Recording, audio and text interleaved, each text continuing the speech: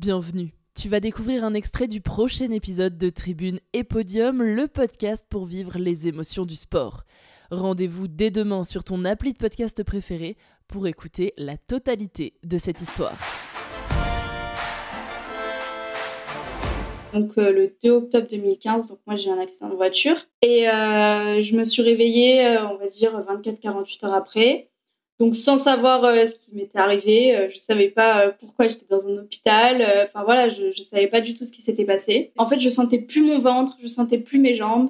Mais en même temps, j'avais tellement des machines partout que je savais pas en fait trop ce que je sentais et ce que je sentais pas. Et donc quelques jours après, les médecins ils commencent à m'expliquer un peu ce qui s'était passé ou quoi. Sauf que moi, j'avais une compétition le week-end qui arrivait de GR.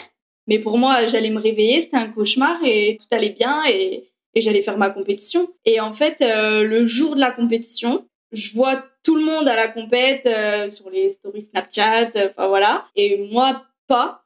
Et c'était vraiment là où je pense que ça m'a mis le plus gros coup dur, où je me suis dit, ah ouais, donc là, en fait, c'est plus grave que ce que t'as imaginé. Elles avaient toutes fait des t-shirts avec un cœur avec écrit mon prénom à l'intérieur et tout. Donc, je me suis dit, là, c'est un peu plus sérieux. Faut peut-être le prendre un peu plus au sérieux. Et je me suis dit, bon, ben voilà, je vais me relever et ça va aller, en fait. Enfin, moi, j'avais qu'une envie, c'était de remarcher.